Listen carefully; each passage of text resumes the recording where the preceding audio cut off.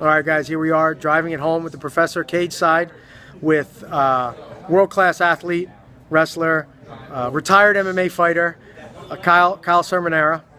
And the thing I wanted to talk to Kyle about is what does it mean to be a world-class athlete, either for yourself or when you hear the term used, when you hear Joe Rogan say, this guy is a world-class wrestler, or he has world-class wrestling or world-class kickboxing, beings that you're probably one of the few people that I know that has been to the Olympic Training Center, that's competed on a world stage. When you hear that term world-class used correctly and incorrectly, you know, like what does it kind of mean to you? I'll speak for wrestling because that's what I know. Well, wait, you know, before tell everybody what your background is and all this other stuff. My background for wrestling, I was Division I All-American. Then after college, I lived at the U.S. Olympic Training Center for about 3 years. I was on the U.S. national team. I finished second at the U.S. Open. I finished third twice. Pan American champions. I finished second twice. Wrestled overseas. Won a couple big tournaments. Now, tell that one tournament you told me about, the Krasny-Yards? Yeah, Urigan. Okay. Urigan. The Urigan, sorry. What's the Krasny-Yards? What's that? That's in Krasny-Yards. Okay. It's called the Urigan. The Urigan. Okay, that's why I can never find it online. Yeah. So you, at one point, you told me that might be the hardest tournament in the world. It is. It is because at the Olympics or the World Championships, there'll be one Russian.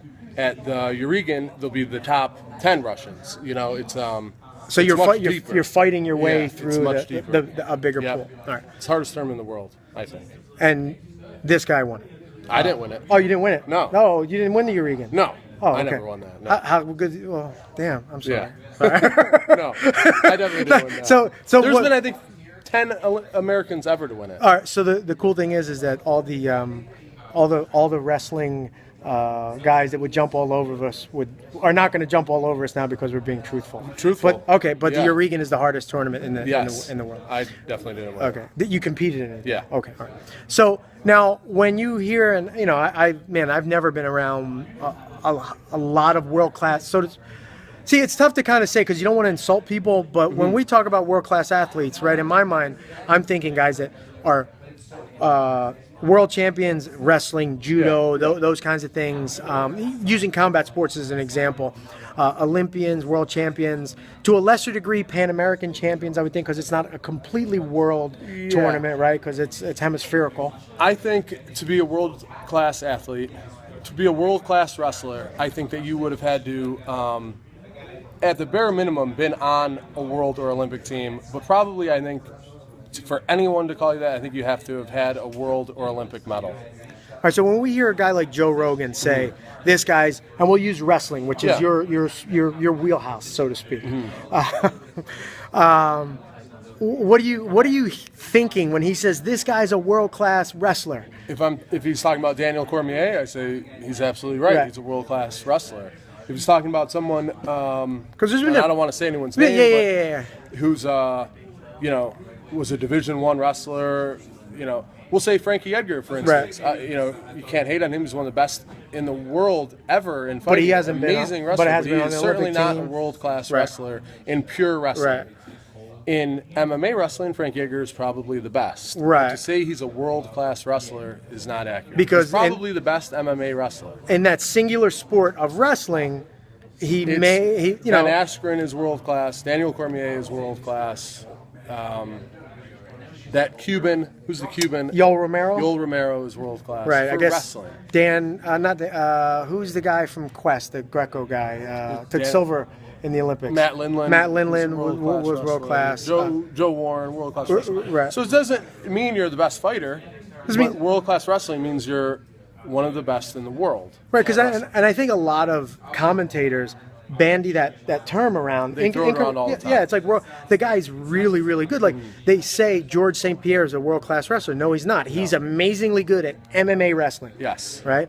But I don't really, like in my estimation, and I don't know how you feel about it, I mean, how would he do at the Urigan? How would he do at the Worlds? How would he do at the Olympics? It's a different sport. He Right. would never be in a position to be on that team, I don't think. He'd never get there. Right. But in MMA, certainly a world-class MMA wrestler, but it's just different.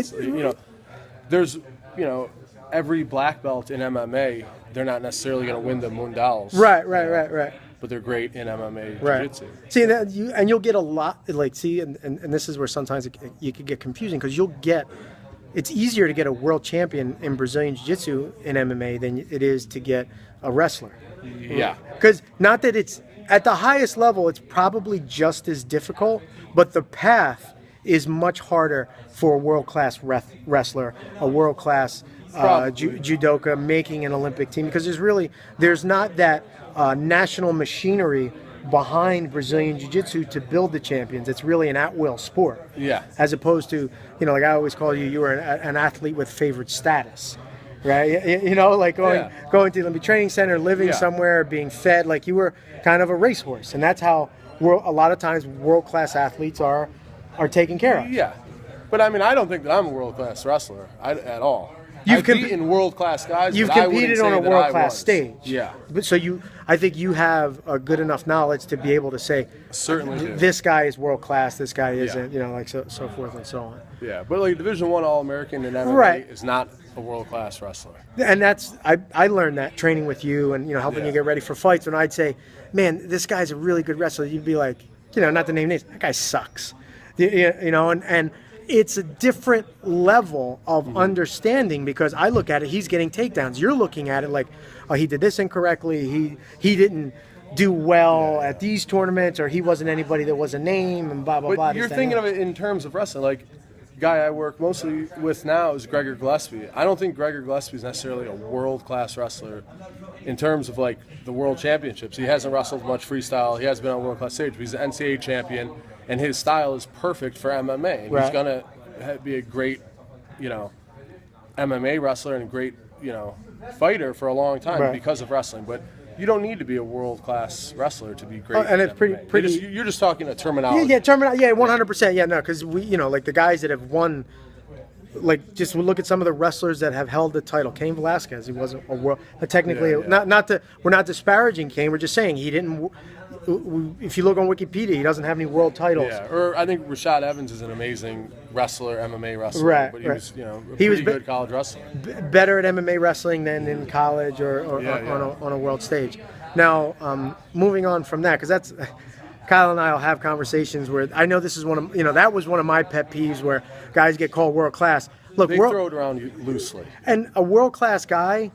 Man, a lot of these guys aren't getting into MMA. What did Jordan Burroughs, right? They asked him if he was getting into MMA, and he's like, why should I?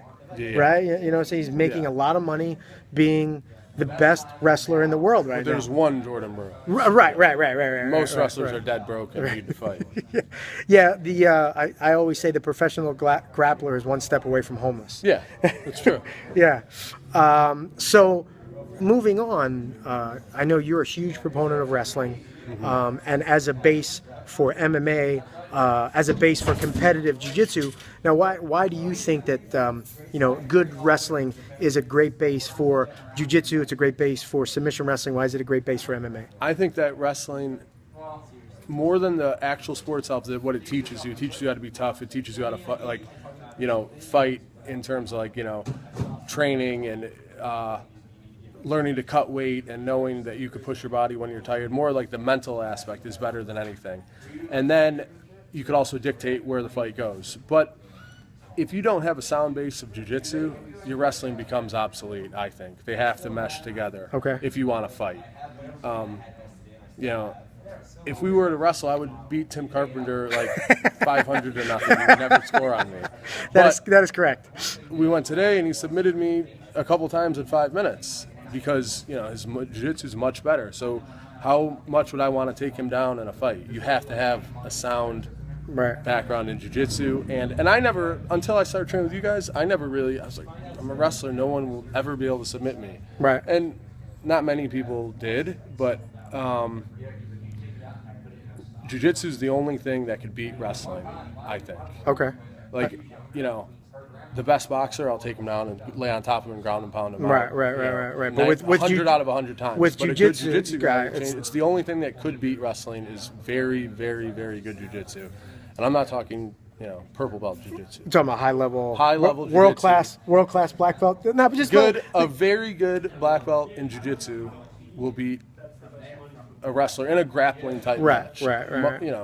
Now, what I've seen, and you could attest to this, is the kind of the wrestling work ethic is unlike any other work ethic, because you've trained and lived at AKA, you've trained and lived with Josh Koscheck at his camp, and you've been in the Philadelphia area. You're up in New York and you're training with those guys. But I would have to think that any hard work that you're seeing right now, I'm not going to say it pales in comparison, but your wrestling has prepared you mentally and physically to kind of step up to the challenge, to those hard workouts. Yeah, there's nothing like wrestling in a really good room, and the pressure that wrestlers put on themselves is like nothing else. Like when you're getting ready to go to the national tournament in college wrestling, like it's like the weight of the world you put on yourself. Like, and maybe the best guys don't do that, but I always did, and maybe that's why I didn't have the most success in college. But you only have 4 years to do it, so it's the amount of work you want to put into it in those 4 years. You probably overtrain, and that's just accepted into wrestling culture. You want to be, leave no stone unturned. I never remembered taking days off or it was just hard myself. You're right, and now you train when you were at the Olympic Training Center. You were being coached by a guy that's notorious for working hard, and that was it Terry or Tom Brands? Terry Brands. Terry Brands. So yeah. What was that experience like, kind of training with him and being under his coaching and tutelage? It was just you had to totally change your way of life. It was just his way, and it was a fight every single day. There was no easing into goes or every go was like the world championships. You had to do it like that. Every go, you get to the leg, the guy's going to be willing to break his leg for you not to finish. And it was just a fight every single day. You lose 7 or 8 pounds of practice, 10 pounds of practice. It's just different than any other room I've been in. It's not better, not worse, just much more intense than anywhere I've ever been. So now, going in and coming out of that training environment, how do you feel like that? What did that do for your skill, mindset, and competitive spirit? I think for me, for my mindset and competitive spirit, it was the best you could have. For a way of life, I think that it kind of beat up my body, destroyed my body. Hey guys, we're recording over here. I think I could have had maybe a longer career if I would have trained a little smarter, took a little better care of myself. But I don't like to live like that. I like to go 100% all the time, and what happens, happens. But I have a lot of injuries, I think, because of training like that. Okay. But I think, everybody's got injuries. Yeah, I mean, you train hard or long enough, that's going to happen. Now, one last thing I want to talk about before I think my battery might run out, and I have to scream. I have to scream at more people here for being loud. You've been around jiu-jitsu now for how many years? Jiu-jitsu and MMA. Take care. It's like 4 years, I'd say. What advice would you give to the jiu-jitsu guys out there? Because I see it every time you're in the room. A guy comes up to you with a question about wrestling, right? Because they know, there's very few jiu-jitsu or MMA schools you're walking into where you're not one of the top wrestlers there. But for a guy that's looking to get his wrestling better, that doesn't have a wrestling base or background, and he's more of a jiu-jitsu guy, what kind of tips or advice could you give somebody? I mean, it depends how serious you want to be. I mean, if you want to really compete in jiu-jitsu at like high-level tournaments, I think you need to be in a college wrestling room. Find a college wrestling room and wrestle with good guys. Learn how to defend takedowns, learn how to scramble, learn how to drive through your leg attacks. Because, I mean, I'm not an expert in jiu-jitsu, but you want to be on top. You want to get the takedowns. You want to. I think the days of triangling people from bottom, that doesn't always win at the highest level. Yeah, it's not an MMA anyway. Yeah. You know what I'm saying? Like, yeah. I think that you need to get in a college wrestling room and really learn how to wrestle. And more than anything, you learn how to scramble, learn how to end up on top. Like, I'm not the best jiu-jitsu guy, but if I get in a scramble, I almost always end up on top because of wrestling. With the absence of that access to a college wrestling room, because I don't know how open, you go up to the coach. Yeah. If you're a fighter, you have a deeper connection, but you're a serious hobbyist that only has access to the guys at his school. Kind of what kind of tips would you give that guy? Put time into wrestling. Learn how to do leg attacks. If you're at a school that only goes on your knees and you never do takedowns, you never are doing, throws with the gi or, leg attacks, single legs, then I think you're at the wrong school. Okay. Jiu-jitsu starts on your feet. You have to learn how to take people down. You need to learn. A good jiu-jitsu coach, professor, whatever, they know takedowns. Learn how to do the takedowns. Don't just do things that are fun.